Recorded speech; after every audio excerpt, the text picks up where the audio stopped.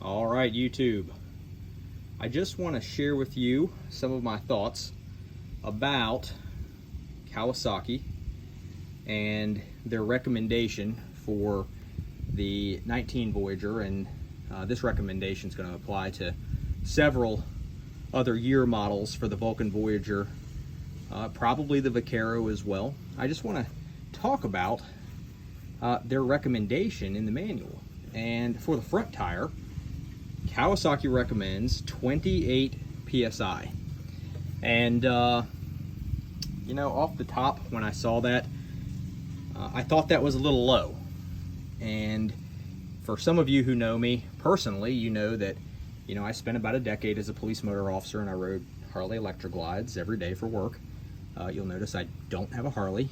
You can make of that what you will, but you know, I think I might have a little credibility to talk about this and have an opinion here, and maybe you think I don't, and that's fine too. But in my opinion, 28 psi is a bit low for this bike. And what I've come to kind of realize and figure out here is, I think the reason that Kawasaki did this is to soften up the front end a bit. And I can't think of any other reason beyond this, and if you can think of any, I'd be curious to know your thoughts in the comments. But I think the reason they did this is to soften up the front end, to make up for what is probably not stellar front suspension on the motorcycle. And I'm not saying there's anything wrong with it, but I think it was designed to help it and to make the motorcycle ride softer. The problem that I think we run into here is that it doesn't really help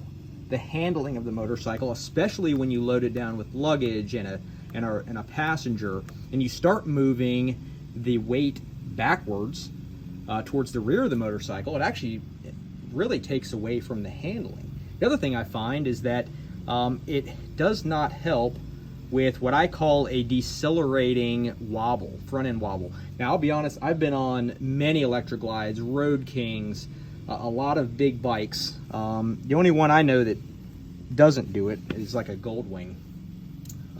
But many of those big bikes that I've been on have some degree of a decel wobble.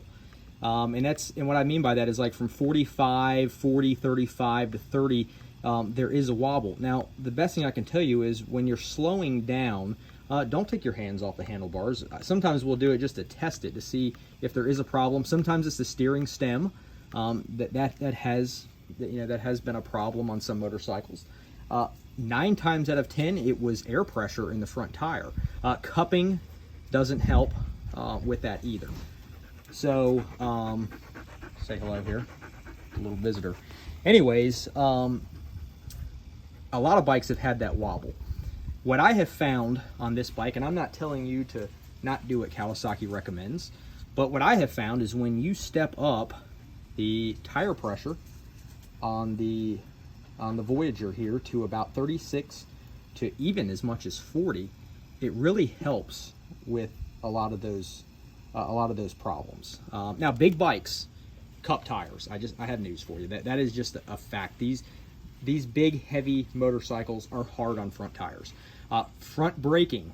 Now, the background I have in riding motorcycles, I'm a huge fan and a big proponent of front brake riding, and really utilizing that front brake for the vast majority of your stopping power. That is also hard on your tire. It creates cupping. Cornering on these big bikes creates cupping. So big bikes, by their nature, are hard on tires. But I say all that to say this, and that is that on this bike, I have found, and I'm not telling you to do it, and I'd be curious to know, like, is there anybody running 28 successfully and not having wobbles and poor tire wear, that's having success with the Kawasaki recommended pressure? Now, looking at the forums, I would say that most people are not. This bike has been around since, I think, 2009, and most of the forums, these folks are running well into the high 30s, sometimes 40, and they're getting good results. So my take, Kawasaki's recommendation was too low for me. I run 38. and that seems to be a good pressure. We still get plenty of grip, and the tire is doing well. This tire has just a hair over 8,000 miles, and you can see, I mean, we still have a good amount of tread depth. I do have cupping, but these bikes are hard on tires, so I kind of expect that. I'll probably replace this tire in about 1,000 miles. The back tire already had to be replaced on this bike. So anyways, that's just some of my thoughts. I'd be curious to hear in the comments, you know, if you have a Vaquero or a Voyager and you're having similar issues with that 28 PSI recommendation. But I do find that when I go up to 38 PSI, there's little to no D-cell wobble. I don't freak out over D-cell wobbles and start ripping apart the front end over that. I've just seen it on too many bikes for me to get freaked out over that. A lot of times it's the tire, it could be the balance, could be the steering stem, but I see guys that will rip apart an entire front end over a little bit of a D-cell wobble. I don't really care so much about D-cell wobbles. Now, if I had an interstate speed wobble or a higher speed wobble, then maybe I would be concerned. But those don't really bother me too much. Like I said, when you're decelerating, it's really not the time to be taking your hands off the handlebars. Anyways, that's my thoughts. 38 PSI seems to be about the ticket that this tire likes. And this is the Bridgestone Excedra. This is actually the stock tire, the G721. I'm going to go to the Excedra Max next, and it's essentially the same tire. I think that from the factory, the tread depth is just a little bit deeper. So anyways, hey, if you got any thoughts on it, leave them in the comments and we can have a discussion about it. But that's my thoughts. Thanks for watching.